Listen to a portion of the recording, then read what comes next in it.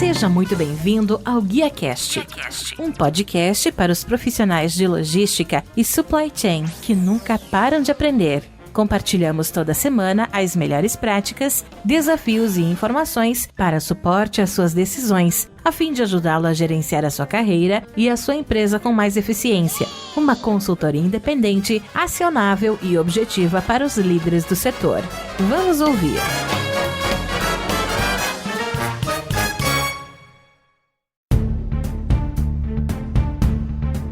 Olá, que tal? Tudo bem? Eu sou o Rodilson Silva e recebemos hoje no GuiaCast Alessandro De Simone, que é vice-presidente jurídico da Abralog, Associação Brasileira de Logística, e sócio fundador da De Simone Blanco Advogados. Nosso convidado de hoje tem mais de 20 anos de carreira, é advogado formado pela FMU, pós-graduação em Direito Tributário pela PUC, MBA em Varejo pela FIA e MBA em Marketing pela ESPM. Atua como consultor jurídico na ABAD, que é a Associação Brasileira de Atacadistas e Distribuidores, sendo vice-presidente jurídico da Abralog, Associação Brasileira de Logística. Também é coordenador do Comitê Agenda Política da ABAD. Sem mais delongas, vamos trazer aqui para o palco do GuiaCast Alessandro De Simone. Fala, meu amigo, tudo bem? Seja muito bem-vindo ao GuiaCast. Muito obrigado por abrir um espaço na sua agenda e me ajudar a fazer mais um episódio. Obrigado, meu amigo, grande Rodilson. Olha, eu vou te falar que é um desafio entrar depois dessa introdução que você fez, viu? E da maneira como você vem falando. Parabéns pelo programa, pelo GuiaCast. Muito obrigado pelo convite e vamos bater mais um papo, né?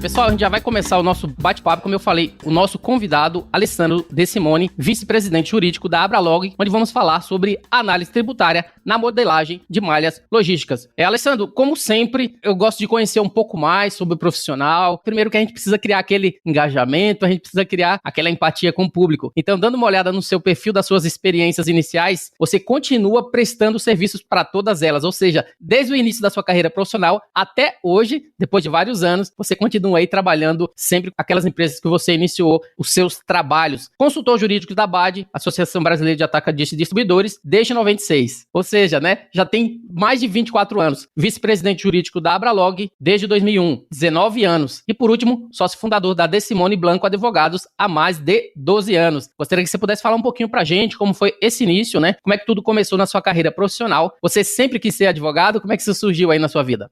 Puxa vida, longa história, né? Vamos resumir um pouquinho. Olha, eu sempre quis ser advogado, apesar da pressão da família na época para ser médico, fazer medicina, e outros queriam que eu fizesse engenharia, mas eu fui escondidinho lá no vestibular, prestei para direito e acabei fazendo direito na FMU, né? Então, sempre quis, eu acho que a advocacia e o direito tem que estar um pouco no DNA de quem exerce essa profissão, porque ela é muito desafiadora, né? Não é só os desafios técnicos e jurídicos, mas também os desafios do relacionamento interpessoal, né? A gente está lidando com expectativas, ansiedades, problemas, necessidades das pessoas que estão por trás das empresas e dos seus cargos. Então, realmente, acho que eu acertei na minha escolha aqui em ser advogado. Em relação às entidades, na nossa vida tudo vai acontecendo, né, Rodilson? Às vezes você não planeja muito e as coisas vão rolando, mas eu, logo que me formei, tive a oportunidade de começar a advogar para a ABAD, que é a Associação Brasileira de Atacadistas e Distribuidores. Essa entidade me ensinou muito, porque eles estão presentes no Brasil inteiro e têm eles próprios uma malha logística, uma capilaridade enorme. É um segmento que atende mais de 1 milhão de pontos de vendas no Brasil. Então, tem muitos desafios jurídicos relacionados ao setor. E logo na sequência, em 2001, eu comecei a advogar para a Abralog. Na época ainda não era Abralog, né? Hoje sim. E aí me tornei vice-presidente da Abralog. Então, desenvolvi toda a minha carreira voltada para o que eu chamo da cadeia de abastecimento, né? Todas as questões jurídicas da cadeia de abastecimento, sejam elas tributárias, contratuais, regulatórias, trabalhistas, societárias, né? Desde a indústria até o atacado, distribuidor, passando por operador operadores logísticos, transportadores, armazéns gerais, até o varejo, nós nos especializamos nessas questões. E agora, mais recente, né, apesar de estar formado há 24 anos, mas há 12, na De Simone Blanco, nessa sociedade com o André Blanco, que é um casamento, né, meu amigo? O brinco é quem tem sócio tem patrão, não é verdade? Essa é uma grande verdade, né?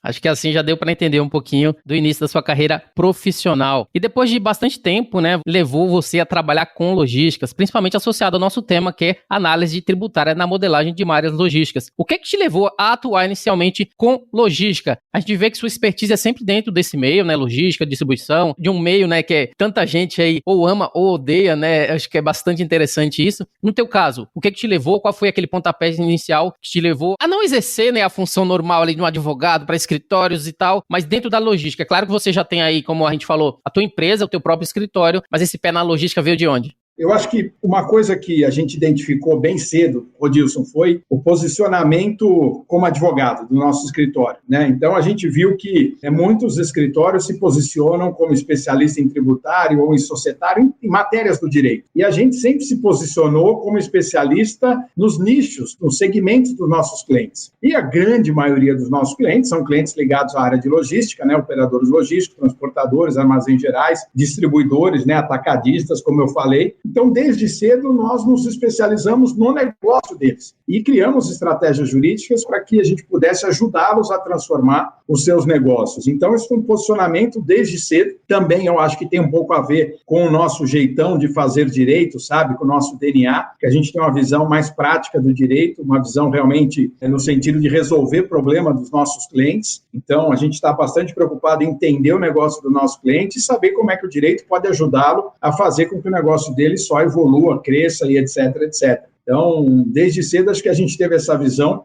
do direito de ser mais prático, de ser mais negocial, né, mais comercial, né, ligado aos negócios dos nossos clientes e também tem um pouco a ver com a gente. Você tem que ter um perfil que te leve para isso, porque os clientes identificam rapidamente o seu jeito de lidar, as expressões que você fala, se você de fato conhece o nicho de mercado deles, etc, etc. Falando um pouquinho, né, sobre atividades que fazem parte das suas responsabilidades na Abralog, mas principalmente também na DB Advogados. A gente sabe, como eu te falei no início, você trabalha para diversas empresas desde o início da sua carreira profissional, permanecendo prestando o tipo de serviço, deixando claro a sua competência como profissional, a sua competência aí no escritório, né, de você estar há todos esses anos se tornando um especialista dentro desse nicho. Você poderia falar um pouquinho, antes da gente entrar no nosso tema principal, quais são essas atividades que fazem parte do escopo do seu trabalho, né, para que a gente entenda um pouco mais. Claro, quem é de fora da advocacia acaba não entendendo muito o que está envolvido, né? Acho que você poderia esclarecer um pouquinho para a gente, falar um pouquinho da história de um advogado que é especialista dentro dessa área de logística. Legal. Bom, no escritório, Rodilson, a gente já há muito tempo deixou de ser um escritório de advocacia, né? Os escritórios hoje, ou alguns deles, se tornaram empresas. Então, aqui no escritório nós temos todas as áreas corporativas, RH, financeiro, marketing, tecnologia e etc. E temos as áreas do direito. A minha responsabilidade no DBA aqui, eu sou sócio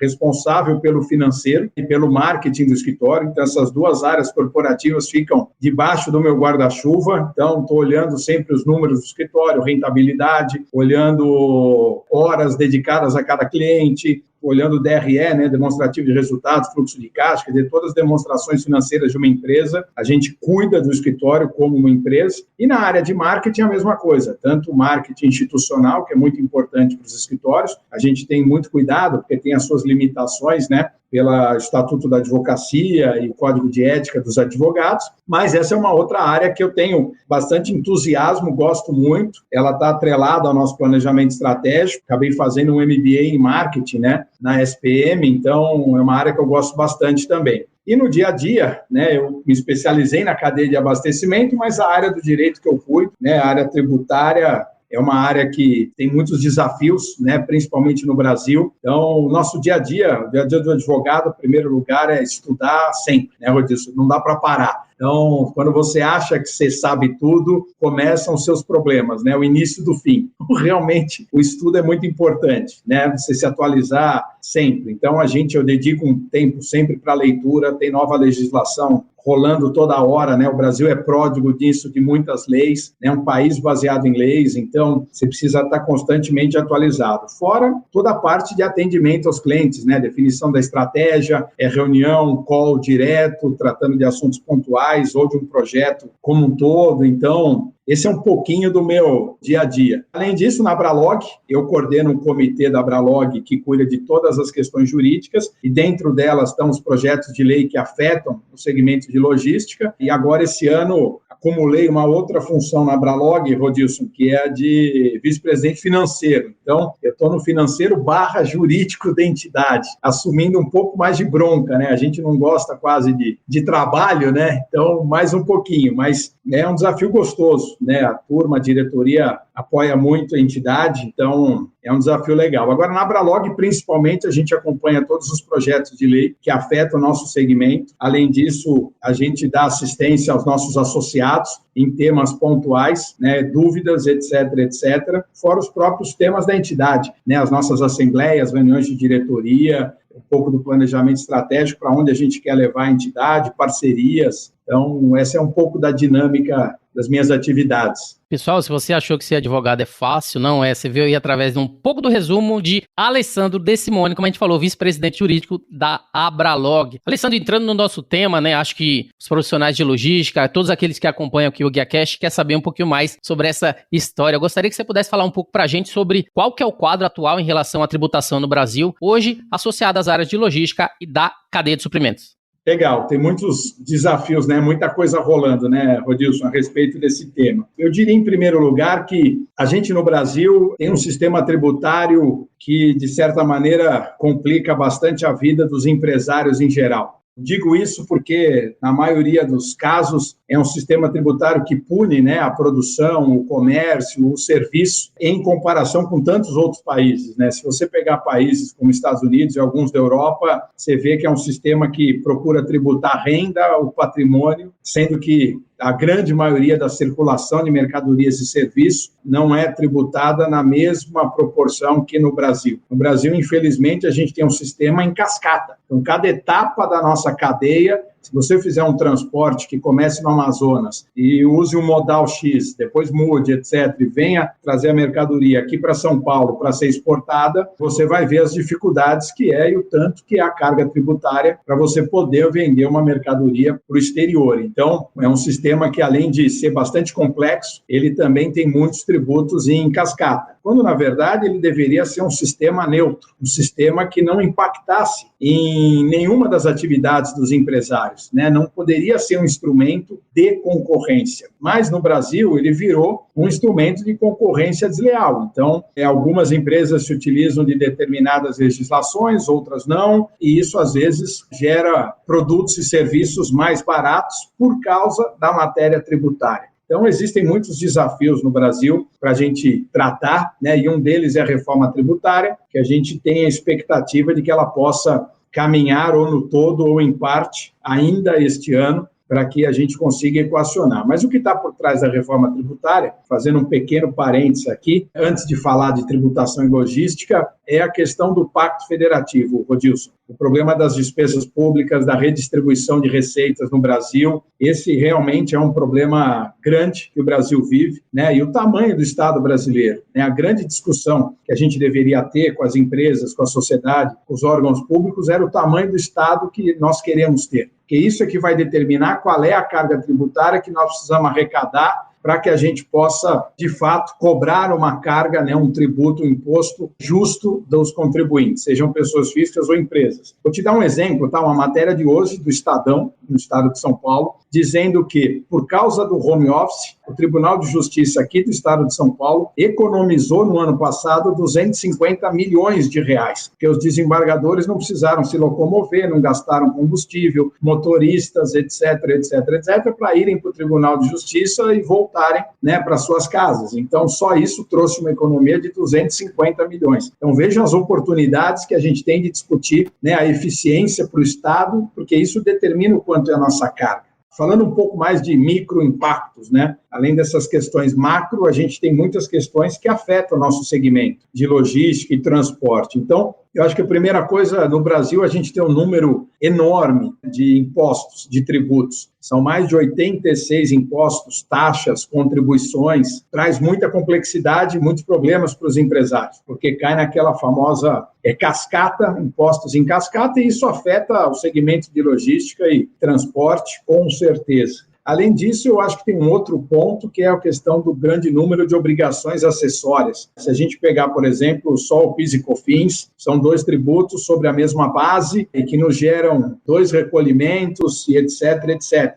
Isso faz com que as empresas tenham que ter um custo enorme, um custo de ter equipes dentro dos seus negócios, né, advogados, contadores, pessoas, analistas fiscais, etc, etc. Então, isso também impacta o nosso segmento de logística e transporte. E algumas outras questões, se você me permitir, eu sigo aqui falando um pouco delas, que são questões pontuais do nosso segmento. Devido a tudo isso, né, que a gente sabe que esse sistema ele é muito complexo, como é que o sistema tributário hoje afeta a logística atualmente? Existem traves ou problemas que podemos atribuir ao modelo atual de tributação associado a como fazemos a logística hoje? Com certeza, Rodilson. Temos sim muitos, mas eu vou citar alguns aqui, tá, que eu acho que são importantes. Eu acho que o primeiro deles é relacionado aos créditos de PIS e COFINS, principalmente, que o nosso segmento pode adotar. Quando a legislação do PIS e COFINS foi reformulada no Brasil, nos anos de 2001 e 2002, era para ser uma legislação extremamente simples, né? Ou seja, tudo que eu tenho de despesa me dá um crédito e o que eu tiver que pagar sobre o meu faturamento me dá um crédito e sobre o faturamento me gera um débito e eu faço um encontro de contas, uma coisa muito simples. Infelizmente, ao longo do tempo, as empresas comerciais e as empresas de serviço foram sofrendo com a interpretação do fisco, principalmente, e dos tribunais sobre estes créditos. Então, eu tenho uma série de despesas na minha operação logística ou uma série de despesas na minha operação de transporte que existe dúvida se elas me dão direito a receber os créditos de PIS e COFINS, apesar de eu ter pago. Então, por exemplo, seguro é uma delas, pedágio é outro custo que está envolvido nisso, você pode ter manutenção da sua frota, você pode ter peças, né, e equipamentos que você compra, e etc, etc, etc.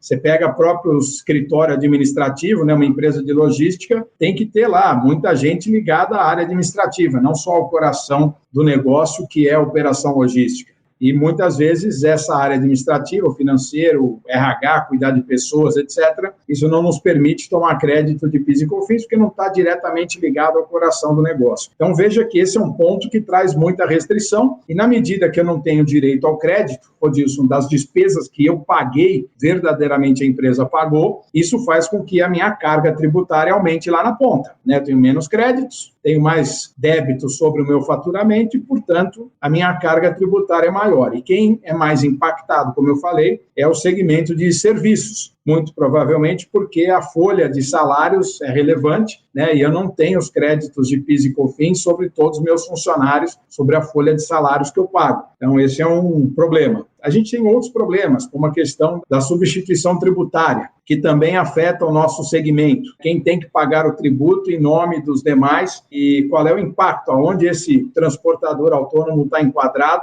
se ele está no Simples, por exemplo, e eu substituo ele, ou seja, se eu pago imposto por ele, às vezes eu pago uma alíquota cheia, quando na verdade ele poderia ter algum benefício. Então, existem muitos casos nesse sentido no Brasil. Então, esse traz um outro tipo de problema, que é você encarecer o frete na cadeia. E isso sobra para o cliente final, né? Isso sobra para o embarcador. Hoje em dia, a terceirização do transporte é algo que é mais do que realidade. Então, você tem muita gente nessa cadeia e esse é um outro tipo de problema que a gente vive no nosso segmento. Eu diria também a falta de regulamentação, Odilson, principalmente ligada à logística, né? Essa é uma briga antiga, né? A gente não tem uma legislação que trate sobre logística no Brasil. e isso acaba trazendo muita insegurança jurídica para todo mundo que atua, todos os empresários. Então, existe um projeto de lei, né, que está na Câmara dos Deputados, para que possa regulamentar a operação de logística e que a gente tenha, né, um CNAE específico para a operação logística, porque o que acontece hoje é que as empresas precisam ter um CNAE de carga e descarga, um CNAE de movimentação, um CNAE de transporte, um CNAE de etc, e aí são vários tipos de atividade, e a operação logística, para se concretizar, ela precisa também estar calcada em regimes especiais, que a gente vai falar um pouquinho. A gente tem muitos desafios de ordem prática para o nosso segmento. Pessoal, você viu que é bem complexo, né? Então, quando se fala dos desafios para os operadores logísticos, principalmente todos aqueles que estão atuando aí na cadeia logística, a gente sabe que envolve muita tributação, seguro de carga, PIS/COFINS, envolve falta de neutralidade no sistema tributário, excesso de tributos, por isso que muitas empresas falam que no Brasil a gente tem muitos tributos, complexidade nessa legislação tributária, por isso que você precisa de uma empresa, de uma advocacia capaz de poder lidar com tudo isso, restrição de créditos e assim por diante. Então, são temas bem relevantes dentro da cadeia de suprimentos, dentro da logística, a gente está tentando trazer um pouquinho dessa complexidade para vocês, levando em consideração o que o profissional, através do seu CNPJ, né, como profissional da área de logística, passa, levando em consideração, né, todas essas complexidades existentes dentro da cadeia de suprimentos. Alessandro, entrando num assunto agora, né, voltado um pouquinho aí para oportunidades. Apesar de tantas melhorias que a gente sabe que são necessárias devido à complexidade que você falou, para que o modelo de análise tributária reflita a necessidade atual, que tipo de ações você acha que são necessárias para trazer os resultados esperados e desburocratizar a logística? Eu acho que tem muitas oportunidades em matéria tributária no Brasil, sabe? Em razão dessa complexidade toda que a gente falou da legislação, você tem oportunidades como fazer uma revisão fiscal dos seus impostos dos últimos 5 anos e verificar se você pagou tudo corretamente ou não, se você tem crédito e etc.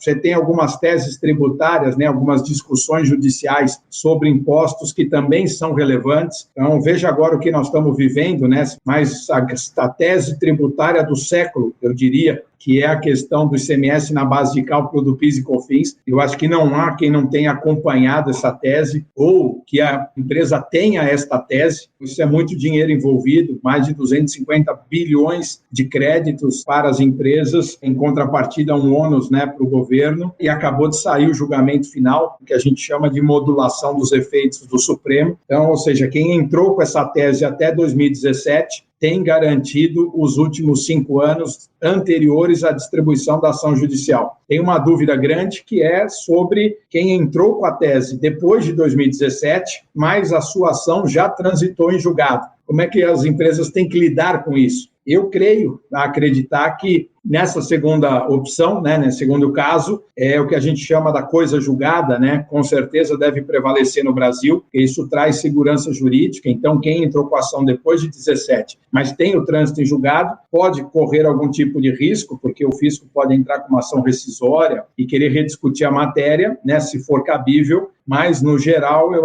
tendo a acreditar que a coisa julgada deve prevalecer. Mas, além disso, a gente tem uma terceira oportunidade, que é o tema do nosso bate-papo, que é a modelagem fiscal nas malhas logísticas. E que isso afeta, Rodilson, todos na cadeia, né? Isso afeta as indústrias, isso afeta atacadistas e distribuidores, isso afeta varejistas, isso afeta operadores logísticos, transportadores. Que é eu entender como é que eu faço para a minha mercadoria sair do ponto A e chegar no meu destinatário final, no meu cliente, com a menor carga tributária possível. E você tem muitos impactos nessa equação. Então, a primeira coisa que a gente faz, né, é entender o baseline desses projetos. Bom, deixa eu entender como é que o nosso cliente está. Então, posso te dar um exemplo agora recente de uma rede de lojas de autopeças, praticamente 70 lojas de autopeças na região norte do Brasil, com 7 centros de distribuição. Então, você imagina que ele tem que comprar de fornecedores no Sudeste, que vendem essas peças para os 7 centros de distribuição, que estão em 5 estados da região norte, e esses 7 centros de distribuição abastecem as 70 lojas que ele tem de varejo, que vendem essas autopeças para o mercado automobilístico. Então, a primeira coisa é entender esse desenho, essa malha logística dele. Será que essa malha logística está certa? É a mais eficiente? Ele está se aproveitando de de todas as oportunidades que a legislação nos dá, ou ele está com centros de distribuição localizados em estados equivocados, que não estão atendendo as lojas, o varejo dele perfeitamente. Então, o baseline é o primeiro passo para a gente poder construir essa modelagem fiscal. Feito o baseline, aí sim a gente começa a criar cenários. Uma coisa muito importante é entender dele a famosa curva ABC de produtos, ou seja, quais são os principais produtos que ele tem, os principais NCMs, e a gente faz um trabalho por amostragem, o famoso 80-20, ou seja,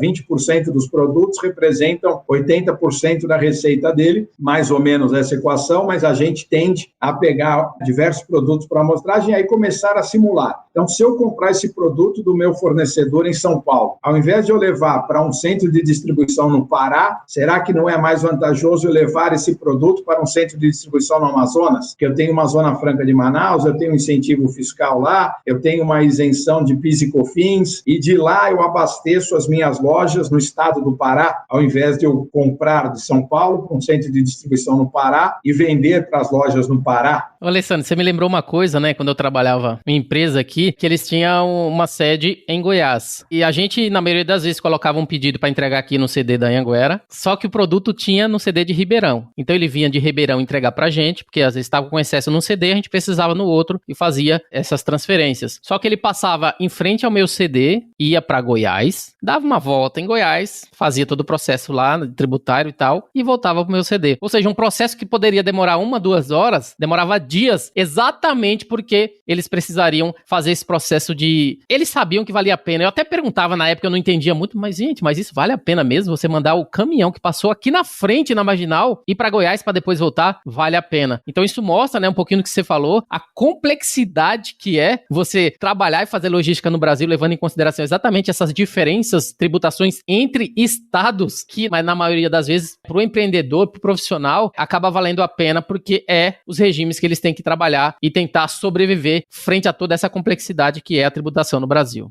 É verdade. A malha fiscal, na verdade, né, a modelagem fiscal, Rodilson, estou dando um exemplo de ICMS aqui, que é um imposto estadual, mas ela atinge, na verdade, diversos impostos, né? Então, você imagina, por exemplo, uma empresa de importação. Ela pode escolher por onde ela quer importar o produto dela. É mais eficiente e é mais barato do ponto de vista tributário eu importar esse produto por São Paulo, ou é melhor eu trazer esse produto pelo Espírito Santo, por exemplo, ou por outros estados que têm algum benefício nos impostos de importação. Então, aqui é uma primeira análise da cadeia, né? Bom, eu trouxe esse produto importado. Como é que eu faço para que ele chegue ao meu cliente final, né? Da melhor maneira possível. Eu posso analisar, além do ICMS, eu posso analisar o comportamento do ICMS-ST, substituição tributária, eu posso analisar o IPI, eu posso analisar o imposto de importação, eu posso analisar PIS e COFINS, quer dizer, eu tenho aqui uma cadeia de fato de impostos que fazem parte dessa análise, dessa oportunidade para construir essa modelagem fiscal. Mas o Brasil, é um dos pontos que sempre vem à tona, que era a chamada guerra fiscal, ela, na verdade, acabou praticamente com a Lei Complementar 160, disso, de 2017, e depois foi regulamentada pelo CONFAS, onde participam todos os secretários de Fazenda, dos 26 estados e do Distrito Federal, e, portanto, hoje a guerra fiscal no Brasil, ela não existe, do ponto de vista de retaliação entre os estados. Então, de certa forma, há uma validação para que eu procure as melhores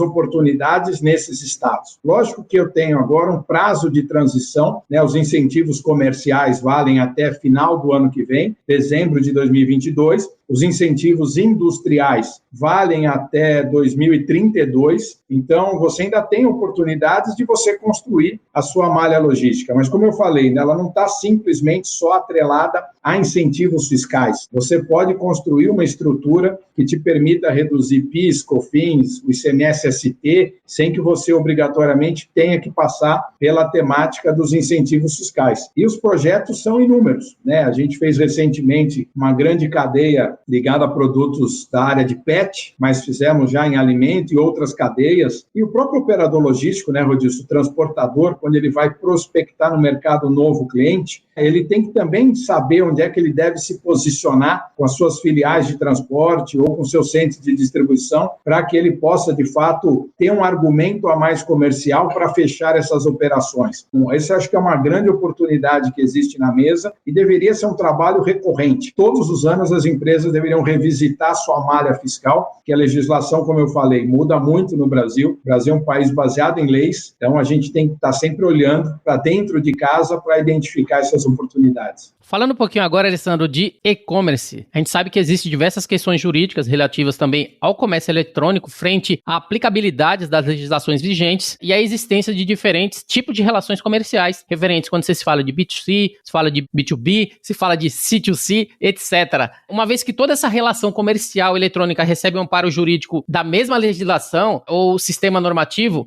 você poderia clarificar para a gente quais são as questões jurídicas relacionadas ao e-commerce e às entregas na logística de São Paulo ou do Brasil? Bom, infelizmente, nós perdemos uma grande oportunidade, Rodilson, que foi o marco regulatório da internet, né? Ele ficou anos e anos sendo discutido no Congresso Nacional e quando ele foi aprovado, ele já estava defasado. Na época que eu dava aula, meu amigo, eu brincava falando que o direito sobe de escada e a sociedade sobe de elevador. Então, a sociedade, as empresas, elas são muito mais dinâmicas, elas são muito mais rápidas, ágeis, flexíveis do que o direito, a legislação, né? O direito não pode querer acompanhar a cada movimento que o mercado faz. Porque é uma loucura querer regulamentar tudo. Então, o direito tem que dar as bases, a legislação tem que dar o norte e deixar o máximo aberto. O mercado tem que se autorregular no que for possível para que as empresas possam crescer, se desenvolver e gerar emprego no Brasil. Na medida que você quer regulamentar tudo, você acaba trazendo travas, custos, burocracias e etc. E isso acontece, de certa maneira, no e-commerce. Você vê agora, desde o ano passado, quanto que o e-commerce cresceu, né? 5 anos em praticamente 1, provavelmente, né? Muitas empresas que atuavam no e-commerce levaram vantagem e cresceram, outras que não atuaram, entraram e aproveitaram essa oportunidade. E isso, né, gera, com certeza, em contrapartida das oportunidades do e-commerce, gera uma série de problemas de ordem jurídica, fiscal, né? Então, entre eles, vou dar um exemplo, Odilson, para você ver como é que é. Imagina que uma empresa varejista aqui, uma das grandes que tem muitas lojas no Brasil, pode ser empresa que vende geladeiras, móveis, etc.,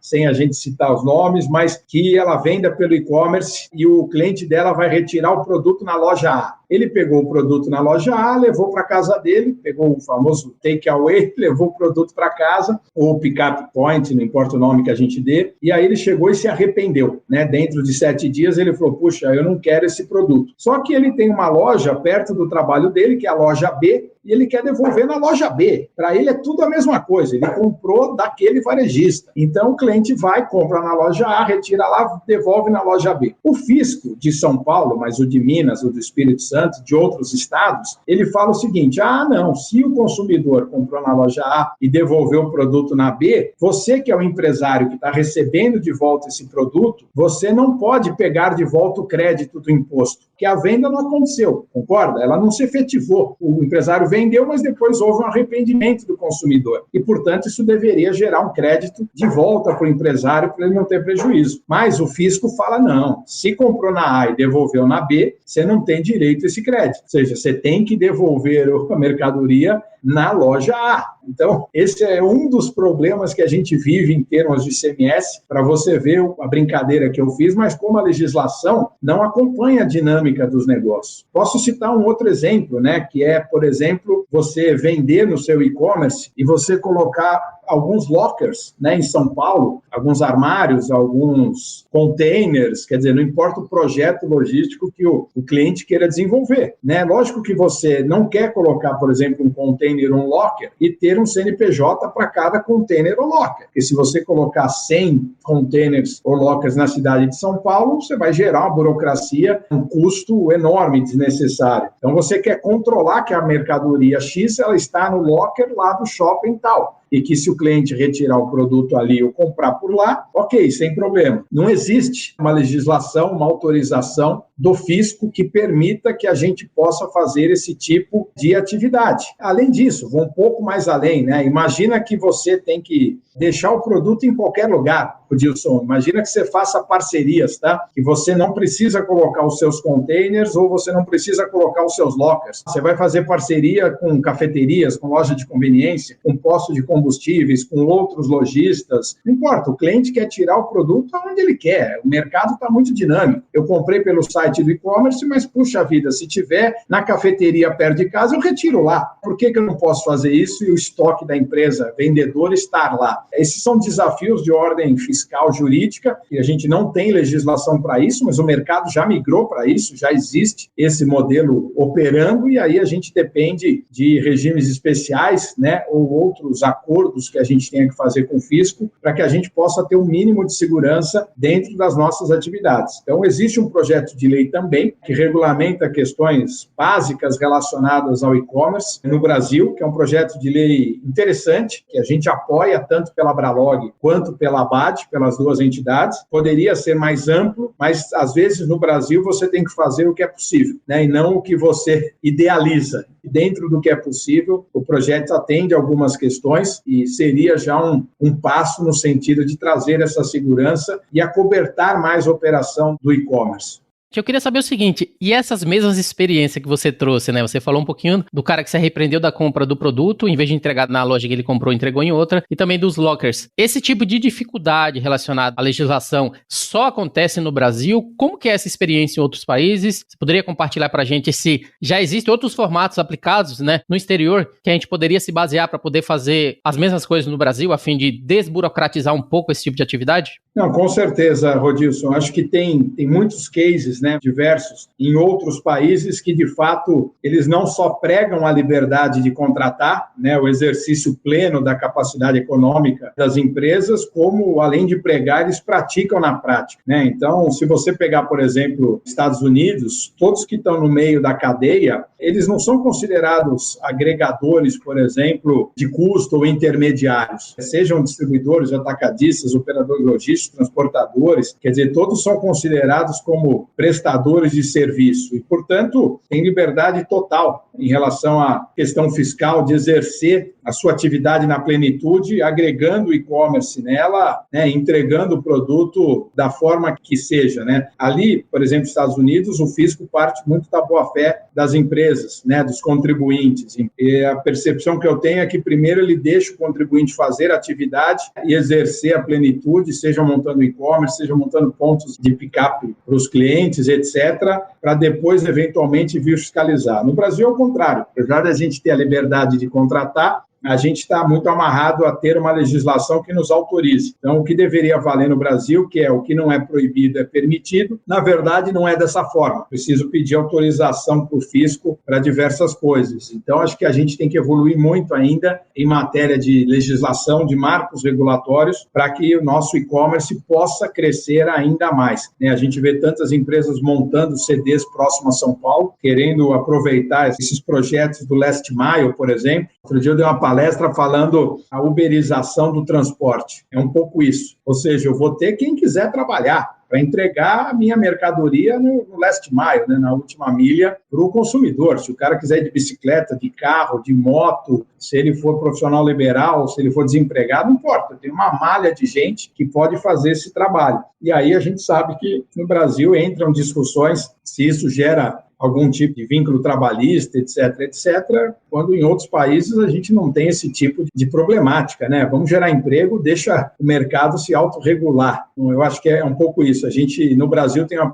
característica de ter que ter legislação para tudo, quando, na verdade, quanto menos legislação, mais desenvolvimento nós teríamos. Entrando no assunto regimes especiais, a gente sabe que, como você falou, não existe ainda uma legislação sobre a operação logística no Brasil, o que leva a muitas empresas viverem através de regimes especiais, gerando burocracia, gerando ainda mais dificuldades, né, para os empresários brasileiros da área de logística e supply chain. Gostaria que você pudesse falar um pouquinho para a gente quais são esses regimes em que as empresas estão sujeitas, né, e quais são as tratativas atualmente existentes a fim de regulamentar todas essas atividades? Eu acho que o tema regime especial é extremamente relevante para o segmento de logística, mas para a cadeia de abastecimento como um todo. Vou dar um exemplo básico, né, da questão logística. Se eu monto um centro de distribuição, se eu monto uma operação logística e eu quero colocar, né, o estoque dos meus clientes lá dentro, eu preciso fazer com que cada cliente meu tenha uma filial nesse meu centro de distribuição. E para que eu consiga que eles coloquem a sua filial lá, eu preciso ter um regime especial de operador logístico que eu vou buscar junto à Secretaria de Fazenda de cada estado onde eu operar. Isso faz com que eu tenha algumas características, mas uma principal, que eu não precise segregar, como antigamente, o estoque fisicamente dentro do meu centro de distribuição. Eu vou trabalhar com um WMS, vou trabalhar com um sistema que me permita localizar as mercadorias dentro do meu centro de distribuição, em cada posição porta-pallet, e, portanto, eu não preciso dedicar uma rua para o cliente A, outra rua para o cliente B. Não há essa necessidade. Esse é um regime, por exemplo. Eu posso ter um regime, a depender da peculiaridade da operação de transporte, onde eu emita um conhecimento de transporte por mês. Eu concentre todos os conhecimentos de transporte e não preciso emitir, se eu tiver uma transportadora atendendo um grande cliente com alta concentração. Então, essa é uma outra possibilidade para o nosso segmento. Eu tenho regimes especiais para evitar acúmulos de crédito, né? Eu tenho de ICMS nos estados, a gente tem regimes especiais para fugir da sistemática da substituição tributária. Então, imagine que eu tenho um hub aqui em São Paulo, um centro de distribuição,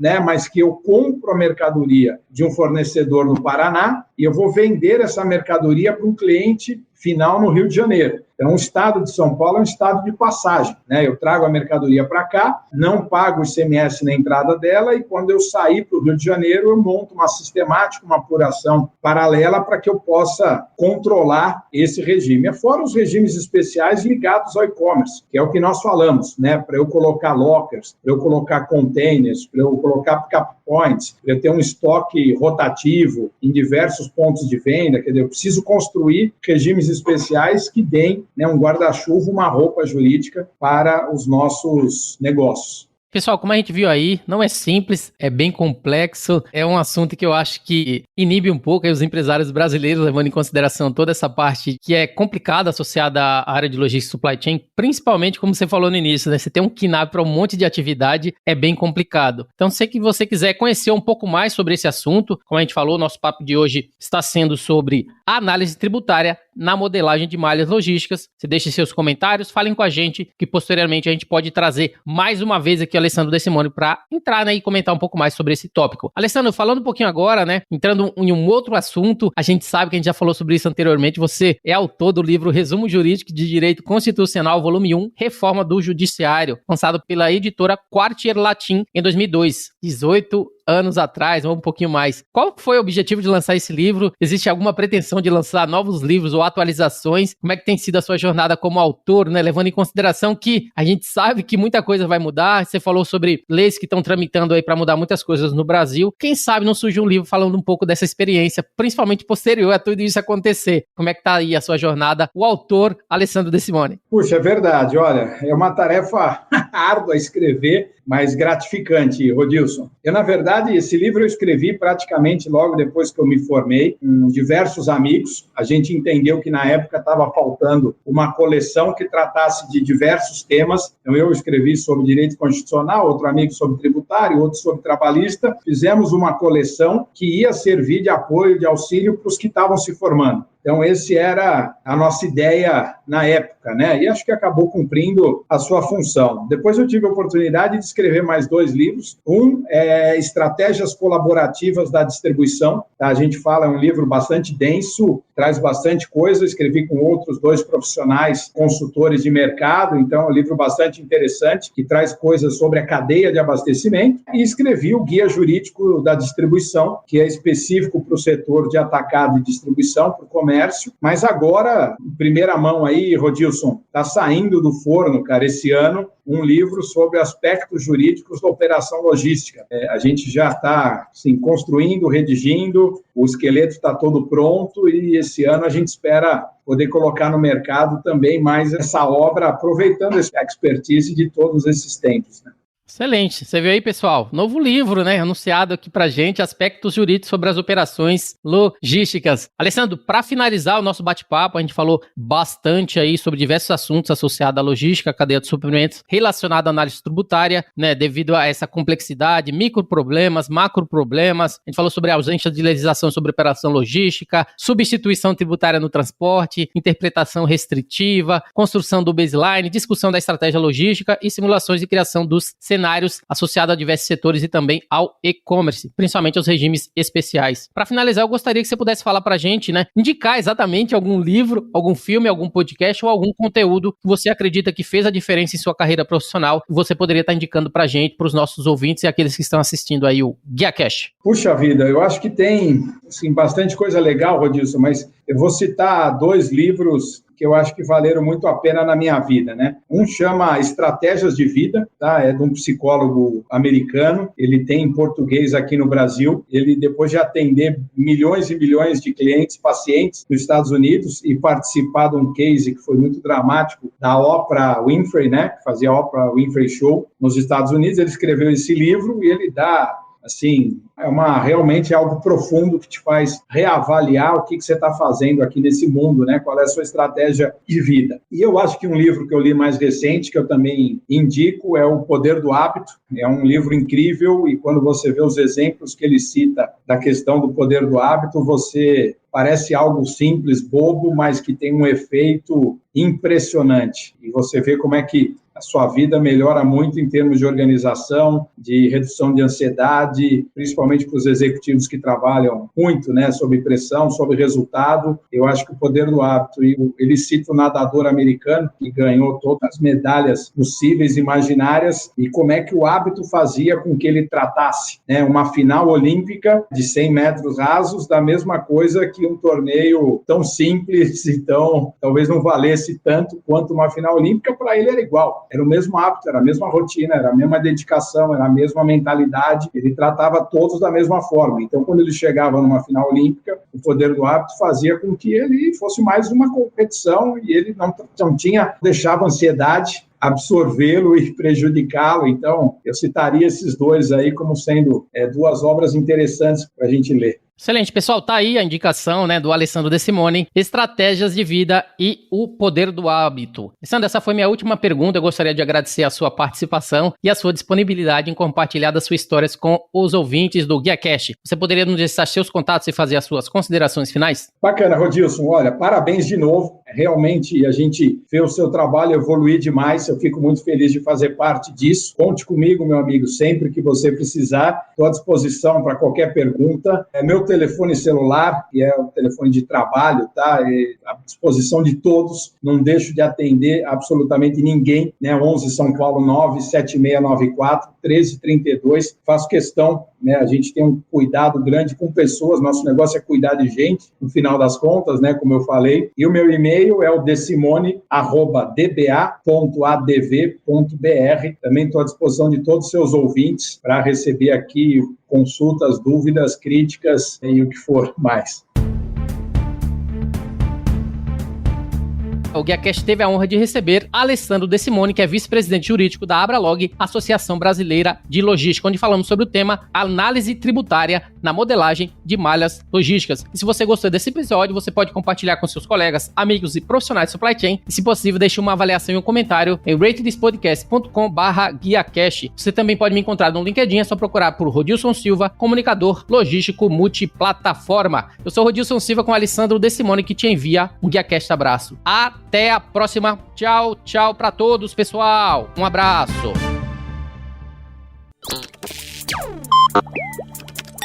Equalab.